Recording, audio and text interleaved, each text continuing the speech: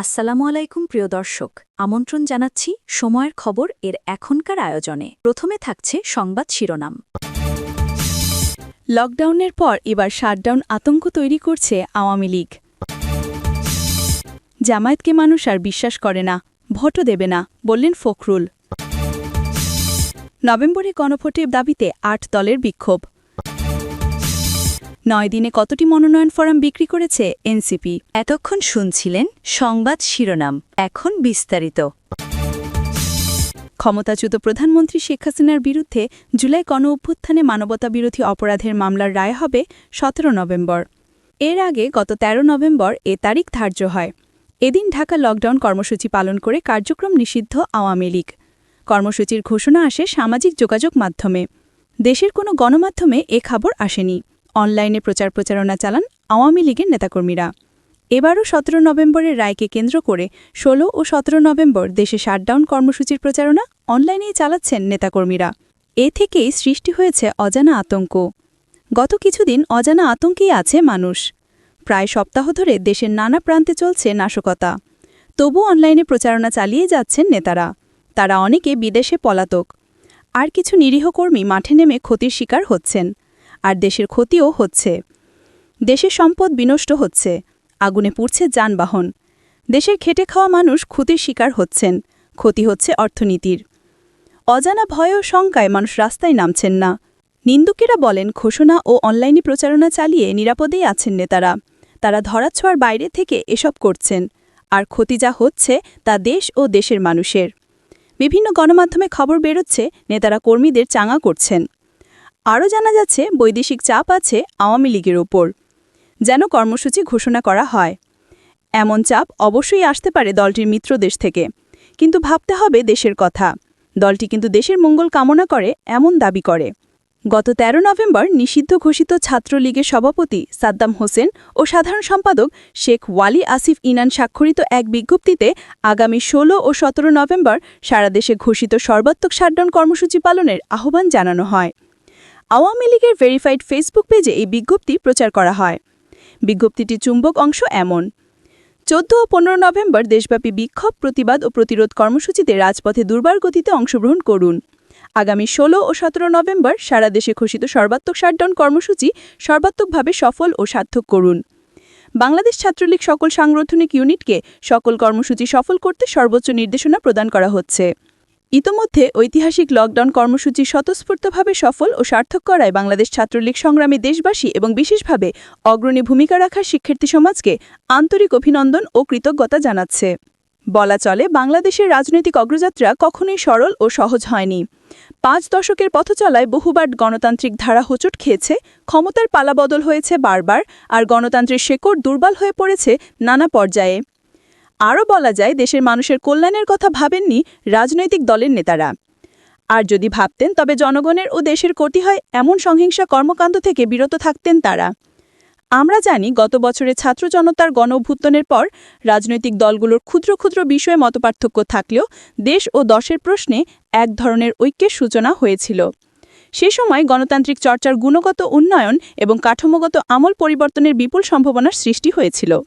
কষ্টের কথা, খুব অল্প সময়ে সেই অগ্রযাত্রা নানা কারণে বিনষ্ট হয়ে পড়েছে। এখন দেশের এই ক্রান্তিলগ্নে আমরা দেখতে পাই, আলোচনার টেবিল ছেড়ে বড় রাজনৈতিক দলগুলো রাজপথে মুখোমুখি অবস্থানে আছে। ফলে উদ্ভূত পরিস্থিতি ক্রমশ জটিল আকার ধারণ করছে। রাজনৈতিক নেতাদের বক্তব্যে এখন আর কোনো রাগঢাক নেই। পুরনো দোষারোপ আর ঘায়েল করার সংস্কৃতি আবার দেখা যাচ্ছে। এই সুযোগটিকেই কাজে লাগাচ্ছে আওয়ামী লীগ। একটি বিষয় স্পষ্ট ধরা পড়ছে, লকডাউন কিংবা শাটডাউনের খবর ফলাও করে প্রচার করছে প্রতিবেশী একটি দেশের গণমাধ্যম। আমরাও দেখছি গণমাধ্যমে লেখা হচ্ছে বৈদেশিক চাপ আছে আওয়ামী লীগের ওপর, যেন কর্মসূচি ঘোষণা করা হয়।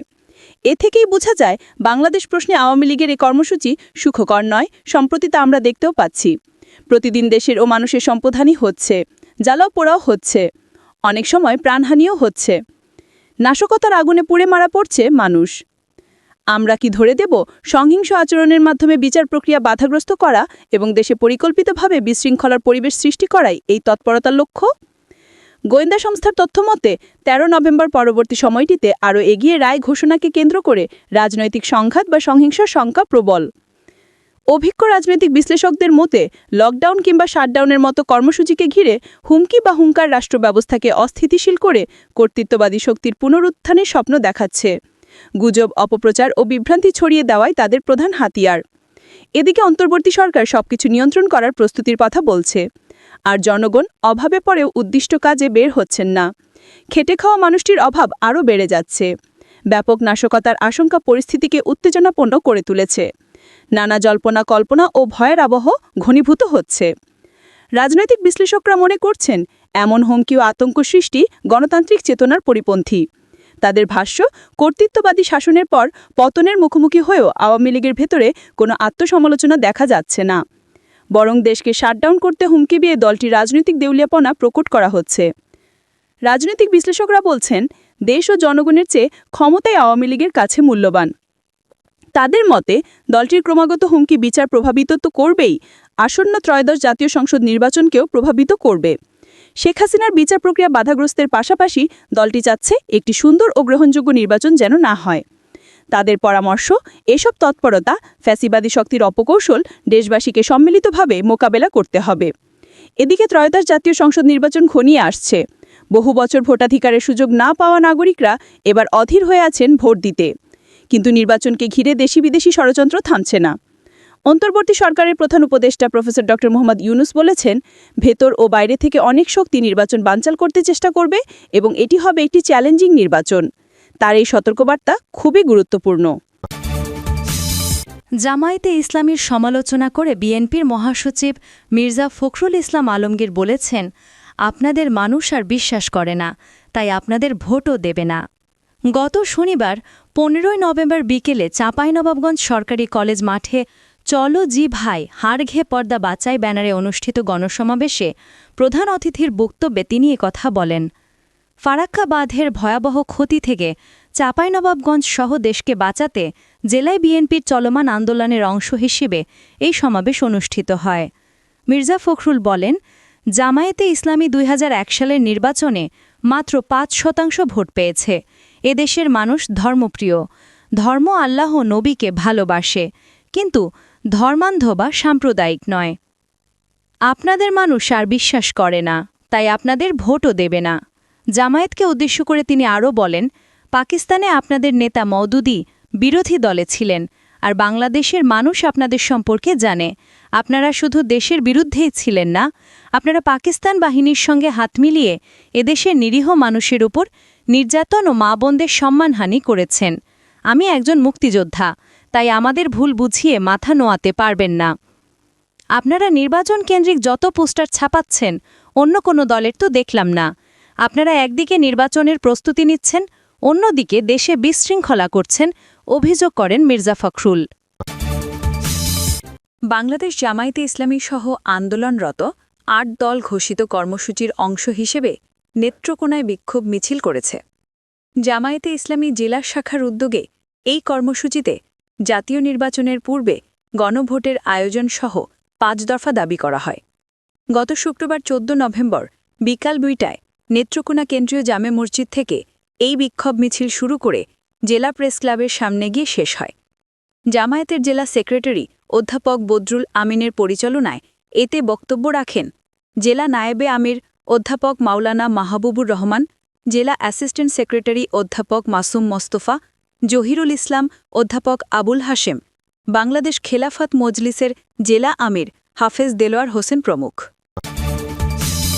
ত্রয়োদশ জাতীয় সংসদ নির্বাচন সামনে রেখে 1011টি মনোনয়ন ফর্ম বিক্রি করেছে জাতীয় নাগরিক পার্টি এনসিপি। গত 6 নভেম্বর থেকে আগ্রহী প্রার্থীদের মধ্যে মনোনয়ন ফর্ম বিক্রি শুরু করে দলটি।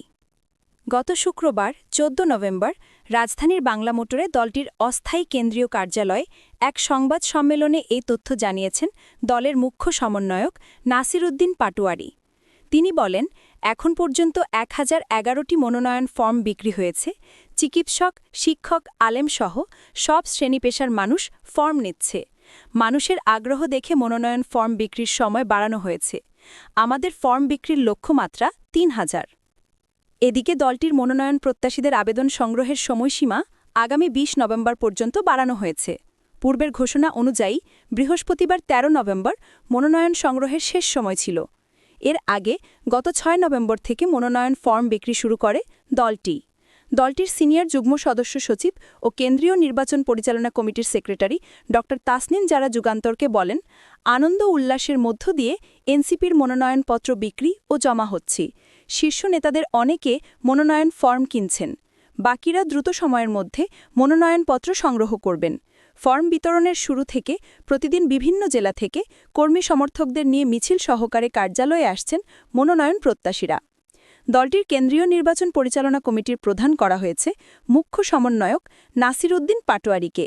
কমিটির সেক্রেটারি করা হয়েছে জ্যেষ্ঠ যুগ্ম সদস্য সচিব ড তাসনিম জারাকে। গত বৃহস্পতিবার মনোনয়ন ফর্ম বিক্রির কার্যক্রম উদ্বোধন করেন নাসির উদ্দিন।